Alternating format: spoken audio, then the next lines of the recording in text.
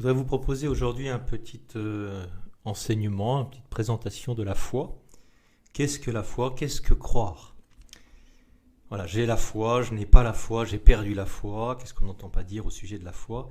Qu'est-ce que c'est que cette foi qu'on dit trouver, avoir, faire grandir, perdre? D'où vient-elle?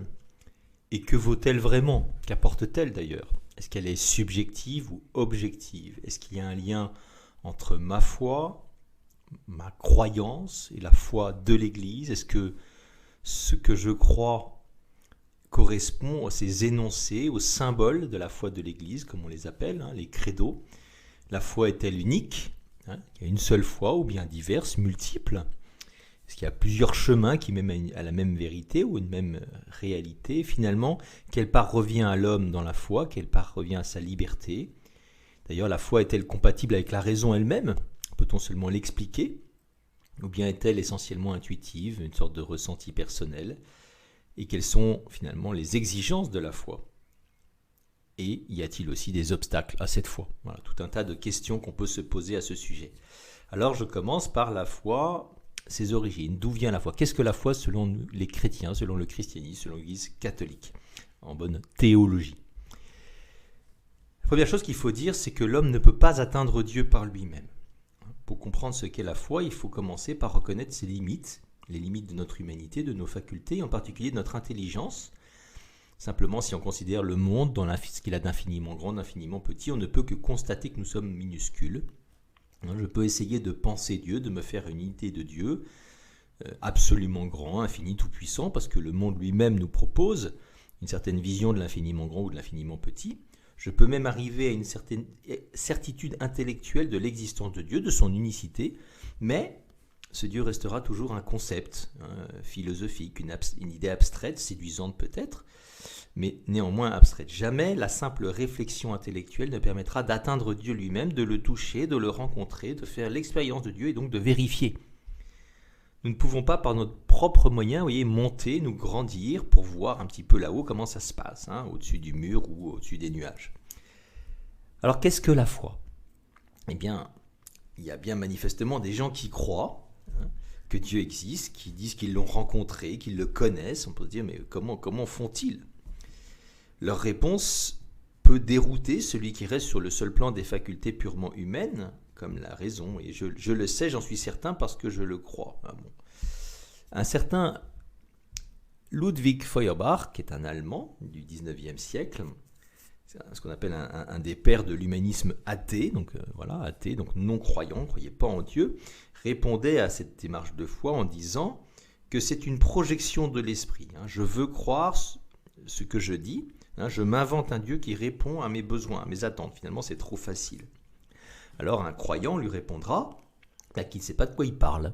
Voilà, il n'est pas capable de se laisser envahir par la foi, touché par elle, parce qu'il prétend la maîtriser avant qu'elle ne le pénètre. Le problème, c'est qu'il part de lui-même, ce qui est l'antidote de la foi. Parce que la foi est certaine, mais elle ne vient pas de l'homme. Elle se reçoit. On appelle ça une grâce. C'est un don que Dieu donne, une vertu qui n'est pas de la nature, qui est niée surnaturelle ou théologale, donc pas seulement naturelle. C'est Dieu seul qui donne de croire. Comme dit saint Paul, cela ne vient pas de nous, c'est le don de Dieu. Éphésiens 2, chapitre 2, verset 8. Et c'est ce que nous voyons par exemple dans ce récit très connu de l'évangile de saint Matthieu au chapitre 16, que je vous lis. Arrivé dans la région de Césarée de Philippe, Jésus posa à ses disciples cette question. Au dire des gens, qu'est le Fils de l'homme? Ils dirent pour les uns Jean le Baptiste, pour d'autres Élie, pour d'autres encore Jérémie ou quelqu'un des prophètes. Mais pour vous, leur dit-il, qui suis-je? Simon-Pierre répondit, tu es le Christ, le Fils du Dieu vivant.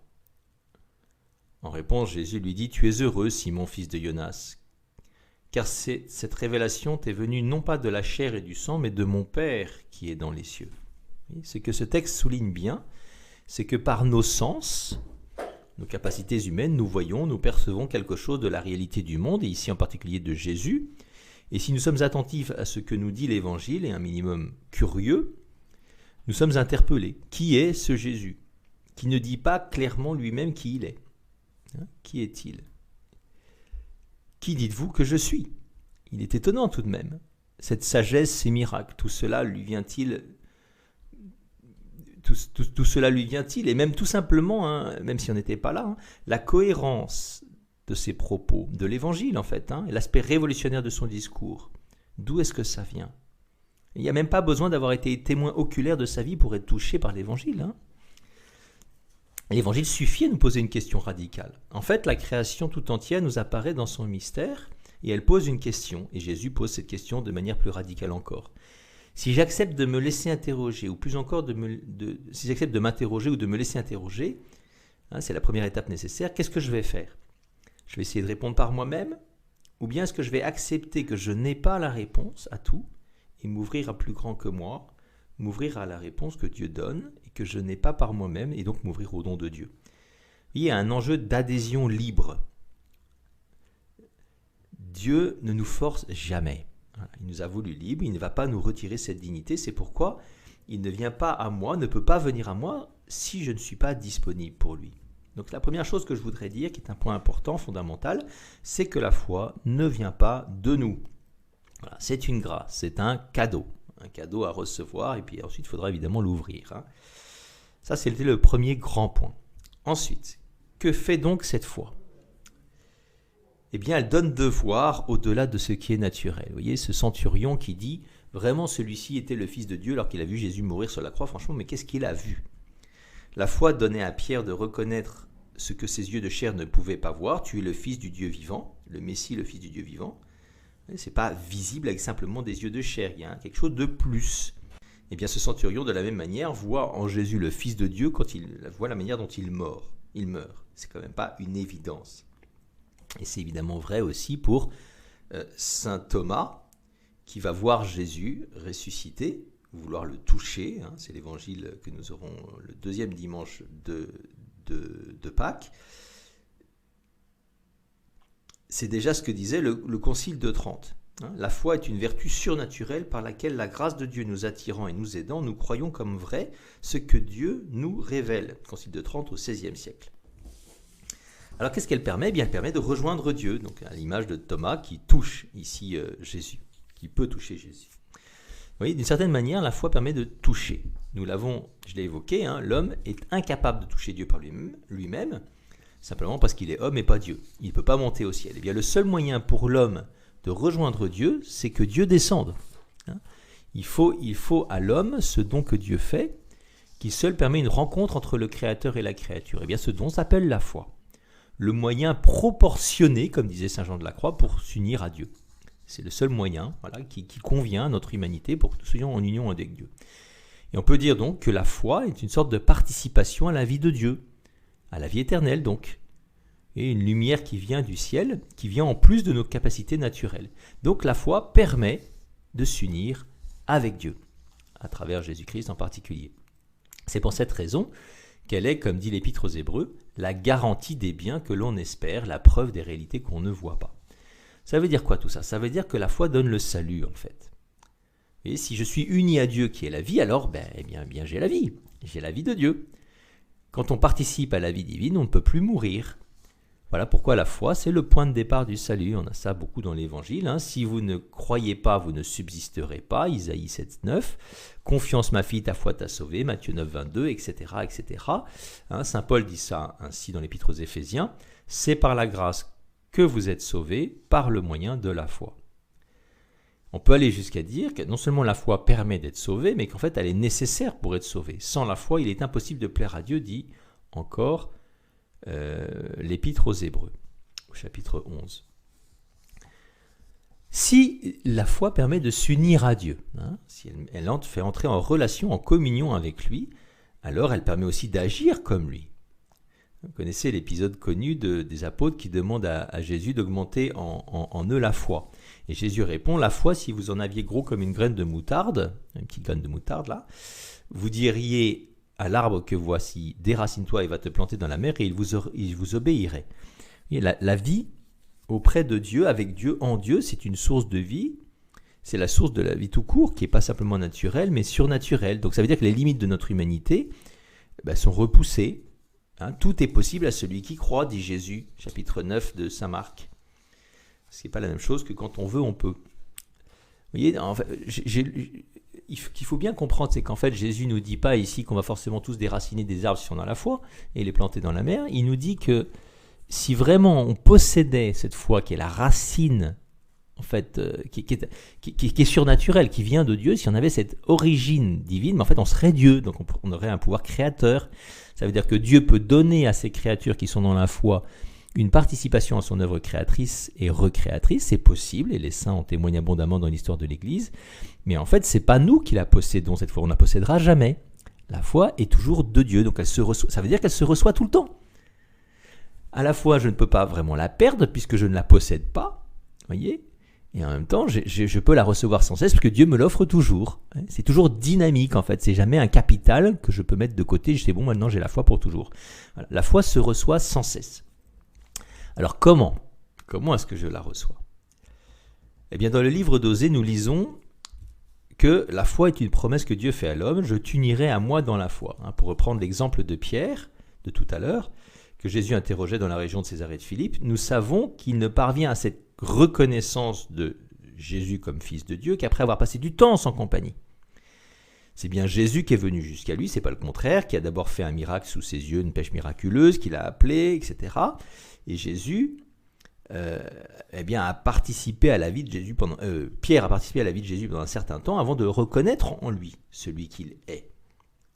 Oui, donc ça veut dire que Dieu travaille avant pour que nous puissions croire. Une grâce qui nous est déjà donnée en vue d'une nouvelle grâce qui est celle de la foi. On appelle ça une grâce prévenante, qui prévient, qui donne à l'avance.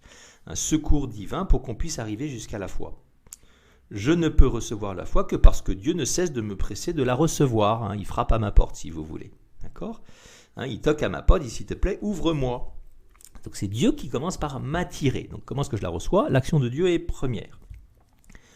Il nous interpelle, donc comment ? De plusieurs manières. Et la première grande manière, ce sont nos sens, à l'extérieur de nous-mêmes, ce que saint Jean de la Croix appelait les fenêtres de notre âme, qui sont ouvertes sur le monde. Le livre de la création, les cieux proclament la gloire de Dieu, le firmament raconte l'ouvrage de ses mains, etc. En regardant, en scrutant le monde, nous sommes interpellés, nous sommes renvoyés à la question de qui a créé tout cela. Comme ça ne suffisait pas aux hommes, Dieu a parlé dans leur histoire, à travers les prophètes en particulier, en les interpellant. Et finalement, comme le dit l'épître aux Hébreux, dans ces temps qui sont les derniers, dans ces jours où nous sommes, il nous a parlé par son Fils. Il y a la plénitude de la révélation. Donc Dieu commence par nous parler. Il s'adresse à nous. Il descend à nous par son verbe fait chair en particulier. Depuis la création jusqu'à sa venue en personne sur la terre, Dieu ne cesse jamais de nous interpeller, de nous interroger et de susciter en nous cette ouverture qui lui permettra de venir à nous. Et même en nous. Voilà, donc l'ouverture à la foi se fait par nos sens, qui sont, donc, comme je disais tout à l'heure, les fenêtres de notre âme sur le monde, selon l'expression de saint Jean de la Croix. En particulier par l'ouïe, comme le dit Louis, l'écoute, comme le dit saint Paul. Comment croiraient-ils en celui qu'ils n'ont pas entendu ? Et comment entendraient-ils sans que personne proclame ? Donc la foi vient de ce que l'on entend, et on entend par une parole du Christ. Vous voyez l'importance du catéchisme, de la mission en général, de l'annonce de l'évangile. Aujourd'hui, si les gens ne croient plus ou peu, c'est aussi par crise missionnaire de l'Église. Qui annonce encore l'évangile ? Qui d'ailleurs pense qu'il est nécessaire d'annoncer l'évangile pour que les gens croient ? Qui d'ailleurs pense qu'il est nécessaire que les gens croient ? Qu'il est bon pour eux et important qu'ils croient pour qu'ils soient sauvés ? Qui le pense encore ? Qui pense qu'il manque quelque chose à celui qui ne croit pas ? Donc il ne s'agit pas tant de voir que d'entendre, parce que la vision simplement naturelle et la vision surnaturelle ne se situent pas sur le même registre. Heureux ceux qui croient sans voir, dit Jésus à Thomas. Et pour autant, évidemment, les signes visibles, pour reprendre Thomas, les signes extérieurs, comme les miracles, servent à interpeller notre manque de foi, à nous secouer dans notre manque de disponibilité à la grâce. Comme dit Jésus dans Saint Jean chapitre 4, « Si vous ne voyez des signes et des prodiges, vous ne croirez pas. » Néanmoins, parce que tu m'as vu, tu as cru, dit-il à Thomas, heureux celui qui croit sans voir. Donc il est primordial que notre foi se fonde sur le témoignage et l'expérience sensible, pleinement sensible des premiers disciples qui n'ont pas seulement entendu, mais qui ont aussi vu, qui ont aussi touché Jésus, comme Thomas. Voilà, donc la foi est toujours un don gratuit que n'a précédé aucun rite de l'homme, un don de l'esprit qui me vient de Dieu et qui ne cesse de vouloir me la proposer. Néanmoins, si Dieu est premier, il faut quand même que l'homme fasse quelque chose. La foi ne provient pas de moi. Et je reprends ici l'exemple de la graine de moutarde de tout à l'heure. Il dépend bien de moi que je l'accueille, cette graine, et que j'en fasse quelque chose. Il dépend de moi que j'accueille la foi, que j'en vive ou non. Il me revient de coopérer à l'action de Dieu. Je peux très très bien fuir la question du sens de l'existence de multiples manières, ne pas me laisser interpeller par les paroles du Christ, voire même par ses miracles. Pourquoi ? Bien parce que la révélation de caractère surnaturel n'est jamais de l'ordre de l'évidence. Et la connaissance de foi n'annule pas le mystère, sinon on serait plus libre. Oui, donc d'une part, la foi est certaine parce qu'elle vient de Dieu, qui ne peut pas se tromper, qui ne peut pas nous tromper, et elle n'est pas pour autant évidente. Donc elle demande encore d'être accueillie, ce qui suppose l'engagement libre de notre part, de notre intelligence, de notre volonté. Ça veut dire quoi ? Ça veut dire que pour croire, il faut vouloir croire. Si je ne veux pas, je ne croirai pas. Voilà, c'est comme pour aimer. Si je ne veux pas aimer, je n'aimerai pas. L'acte de foi a une dimension volontaire. Voilà. Donc si je reprends encore cette image de la graine de moutarde, vous voyez bien qu'elle ne poussera pas si je ne m'en occupe pas a priori. Si je ne l'arrose pas, si je ne désherbe pas, il y a quand même beaucoup de chances qu'elle ne marche pas. Dans la nature, il y a énormément de graines qui ne poussent jamais. Pour des millions et des millions et des milliards de graines qui volent comme fruits des arbres, ou des plantes, il y en a très très peu finalement qui germent et qui poussent. C'est finalement très rare, le rendement est très très faible. Pour nous, on a une seule graine dans un seul cœur, et l'enjeu évidemment de l'entretenir comme un trésor. Sinon, si ça pousse, ça relève du miracle. Voilà, désherber, etc. Ça veut dire quoi tout ça ? Ça veut dire que parvenu à l'intelligence, par l'intermédiaire des sens, la vérité que Dieu nous révèle doit encore être l'objet d'un travail de notre intelligence avec des bonnes dispositions de notre volonté. Je choisis d'accueillir les paroles de la révélation, en particulier de la Bible, de l'Église, de me laisser toucher, de me laisser interpeller par elle, et ainsi, je permets mystérieusement à Dieu de venir à moi. Voilà, la foi consiste à se fier à la parole de Dieu, à se mettre en route en conformité avec cette parole, comme Abraham, vous savez, sur une parole qui quitte son pays pour l'endroit que Dieu lui indiquera. Donc ça veut dire que la foi nous met en chemin. Il faut oser croire, c'est audacieux, il y a un coût, une prise de risque. Alors le lieu ordinaire de la foi, du don de la foi, c'est le baptême. C'est le sacrement de la foi. Cette grâce est offerte avec certitude le jour de mon baptême, comme une semence, j'en prends toujours ma graine de moutarde, qui est appelée à grandir. Tous les baptisés ont donc reçu avec certitude le cadeau de la foi. Alors dynamique, comme j'ai dit tout à l'heure, ce n'est pas un bien propre que l'on posséderait quand on possède quelque chose de la terre, et néanmoins c'est offert avec certitude. Et ils peuvent y répondre ou non, du fait de cette liberté que Dieu a voulu pour chacune de ses créatures humaines.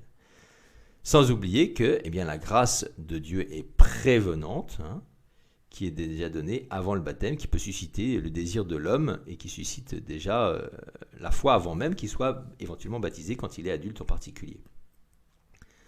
Alors si je reprends un petit dessin qui nous représente, l'homme est doté de sens, il a 5 sens comme les animaux, c'est une part de son humanité indiscutable, mais qui ne suffisent pas à dire sa dignité. Donc, il va falloir affiner un petit peu avec des facultés proprement humaines.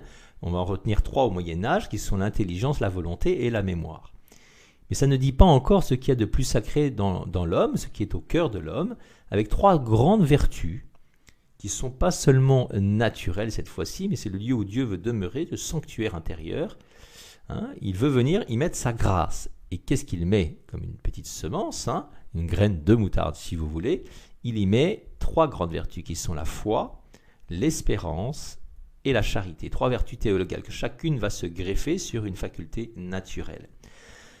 Ça veut dire que la foi est donc un don de Dieu, une grâce toute particulière, mais qui ne relève pas de nos sens, qui ne relève pas de nos facultés naturelles. Donc, pour y accéder, il va falloir vivre un déplacement ailleurs, qui est de l'ordre du surnaturel. Et pour accéder à cette foi, il va falloir vivre quelque chose de pas seulement de la nature, qui nous tourne vers le ciel, vers la vie éternelle, qui s'appelle la prière, qui s'appelle le recueillement, qui s'appelle l'attention à Dieu dans sa vie, qui permettra à cette semence de porter du fruit, de grandir, de croître et de porter du fruit. Il va falloir l'entretenir, l'arroser, la nourrir par la parole de Dieu, la nourrir par la prière, la nourrir par les sacrements, la désherber par les sacrements toujours.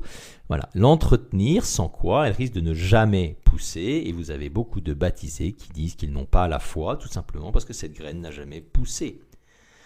Voilà, la foi n'est donc pas une sorte de ressenti passif. Elle est une lumière qui est de Dieu, donc surnaturelle. Elle ne se sent pas a priori, vous voyez, c'est pas à l'extérieur. Elle ne se comprend pas simplement avec son intelligence, même s'il est bon de rendre compte de sa foi, qui n'est pas irrationnelle, elle est juste au-delà de la raison. Il y a beaucoup de personnes qui n'ont pas la foi, tout simplement parce qu'elles ne le veulent pas. La foi suppose un effort, un déplacement, vous voyez, de l'extérieur à l'intérieur, et une mise en route aussi, au premier abord, mais seulement au premier abord. Surtout si on vit dans un certain confort matériel comme chez nous en Occident, bien la foi a quelque chose de contraignant, d'exigeant. Il paraît éventuellement plus facile de vivre sans au premier abord. Alors que selon les paroles de Jésus lui-même, nous pouvons être sûrs qu'elle n'est jamais refusée à ceux qui la désirent vraiment. Demandez, vous obtiendrez, cherchez, vous trouverez, frappez, la porte vous sera ouverte. Matthieu 7, 7. J'arrive à une deuxième partie. La foi et la raison. Est-ce que les deux vont ensemble? Le nombre de procès qui ont pu être faits à la foi au nom de la raison, surtout dans notre France marquée par le siècle dit des Lumières. Ce que nous venons de voir, normalement, nous permet de comprendre qu'il y a deux grandes manières de connaître pour l'homme qui ne sont pas opposées, qui sont par la raison ou par la foi. Donc il y a deux types de connaissances. Il y a les vérités accessibles par mon intelligence, par la raison humaine, et puis il y a les mystères qui sont cachés en Dieu, qui ne sont pas forcément accessibles à la raison. Par la foi, eh bien, on a une aide de plus qui vient du ciel, qui vient de Dieu, de la grâce. Et l'homme peut connaître la vérité de ce qui est révélé, pas simplement ce qui est accessible avec l'intelligence. La foi présente à l'intelligence des clartés de qualité supérieure à celles de toutes les autres sciences. Par sa raison, l'homme est invité à s'ouvrir à cette vérité en accueillant le sens profond. Donc la révélation vient en aide à notre intelligence, en fait. Alors ça donne une parole très très connue de Saint Jean-Paul II dans une encyclique qui s'appelle Fides et Ratio, la foi et la raison, c'est l'introduction. La foi et la raison sont comme les deux ailes qui permettent à l'esprit humain de s'élever vers la contemplation de la vérité. Les deux ailes, les deux sont nécessaires, il n'y a pas d'opposition, de contradiction, les deux.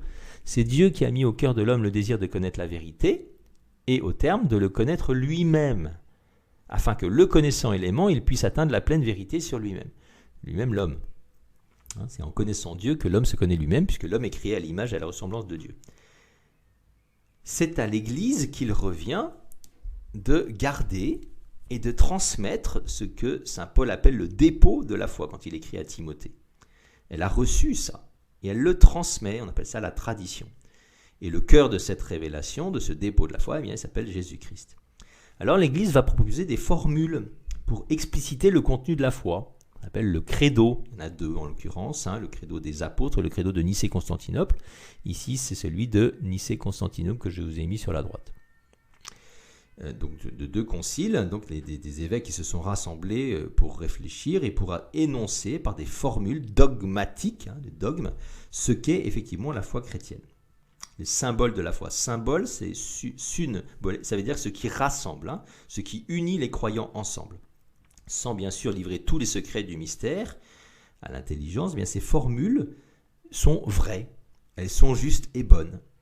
Mais c'est vrai, comme dit saint Jean de la Croix, qu'elles ne sont encore que la surface de quelque chose. Vous voyez, elles ne sont pas le cœur, la vie même de la foi, mais une sorte de surface argentée. C'est une image qu'il vous propose. Et il dit que si quelqu'un donne un vase d'or recouvert d'une couche d'argent, il n'en donne pas moins un vase d'or, malgré la surface argentée. Vous voyez, ces symboles, ces formules dogmatiques ne sont que la surface argentée de quelque chose qui est le cœur même de la foi, c'est la vie de Dieu elle-même. Et on ne peut pas se dire croyant et ne pas adhérer à ces formulations puisqu'elles sont vraies. Donc on ne peut pas dire je fais mon marché, moi je crois en ça mais pas en ça, je ne crois pas en la résurrection de la chair. À ce moment-là, on est hors de la foi chrétienne, il y a quelque chose qui n'est pas juste, ou catholique en tout cas.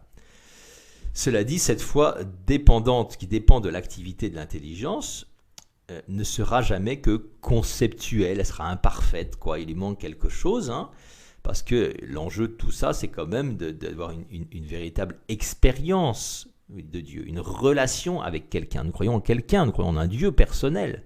Donc tant qu'on n'est pas entré en relation avec lui, vous voyez, très concrète, par la prière en particulier, eh bien on est encore à la porte du mystère de la foi. Donc il y a tout ça pour dire finalement qu'il y a un apprentissage de la foi par l'écoute, je en ai parlé tout à l'heure, l'intelligence, les formules dogmatiques, mais indissociable de cette expérience, de cette initiation à la relation à Dieu qui s'appelle la prière. Donc un catéchisme doit être des formules et de la pratique de la relation au Seigneur, de la prière.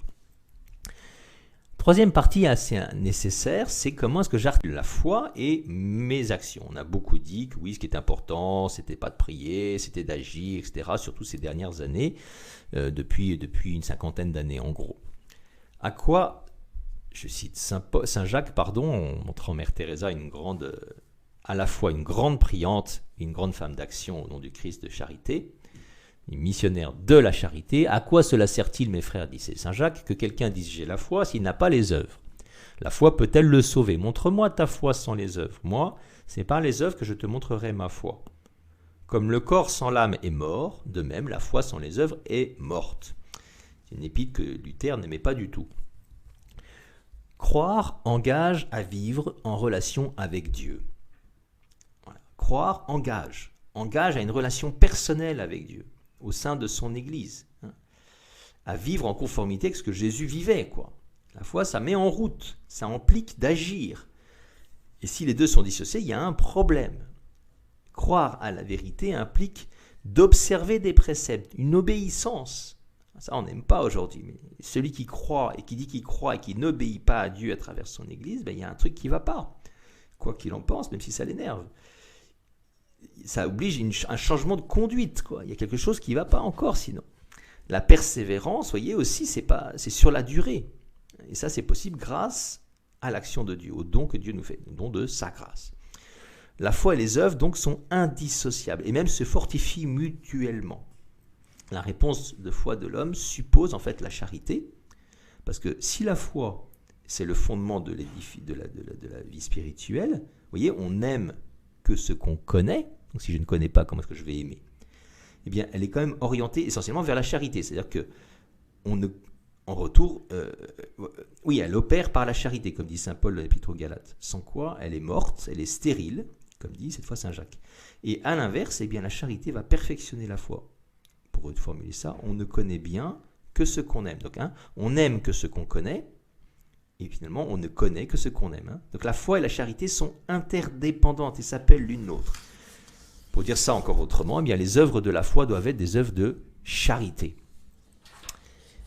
Alors il y a encore des obstacles à la foi. Nous le savons bien, nous savons pour nous-mêmes. J'ai déjà évoqué un des premiers obstacles majeurs de la foi actuelle, le confort matériel dans lequel on vit, la richesse. La richesse dans laquelle l'homme peut s'installer, l'homme, la femme, au point de croire à sa propre autonomie, de ne plus ressentir le besoin du salut. Ça, c'est très très actuel en Occident, peut-être mis en péril en ce moment pour certaines personnes en tout cas. Je ne sais pas si tout le monde prend conscience de ça quand on est en situation de pauvreté sanitaire. Mais ce n'est pas évidemment le seul obstacle, même si c'est un obstacle majeur de notre temps. On constate que clairement les pays riches sont des pays de peu de foi et de peu d'espérance. Dans l'histoire de l'humanité, ça s'est vérifié toujours, et comme on n'a jamais été aussi riche, on n'a peut-être aussi jamais eu aussi peu de foi. Il y a un grand scandale, c'est celui de la souffrance. C'est surtout le problème de la souffrance qui défie la foi et la met à l'épreuve, disait Jean-Paul II dans l'encyclique Evangelium Vitae.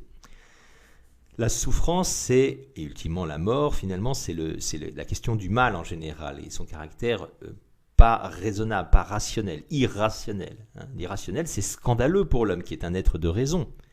Et ce désordre incontournable bouscule l'homme dans sa disponibilité à croire en Dieu. Un Dieu tout-puissant. Comment se fait-il que ce Dieu tout-puissant permette la souffrance, permette la mort de telle personne, de tel jeune, voilà. Alors que j'ai prié pour qu'elle ne souffre pas, pour qu'il ne meure pas, il a souffert, il est mort. Voilà. Tant que l'homme considère Dieu comme la cause de la souffrance et du mal, mais il est empêché de croire. Voilà, obstacle majeur à la foi.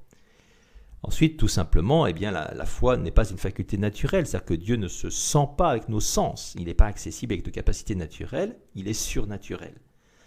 Donc c'est peut-être le tout premier obstacle à la foi. Dieu n'est pas évident, tout simplement. Je l'ai déjà dit.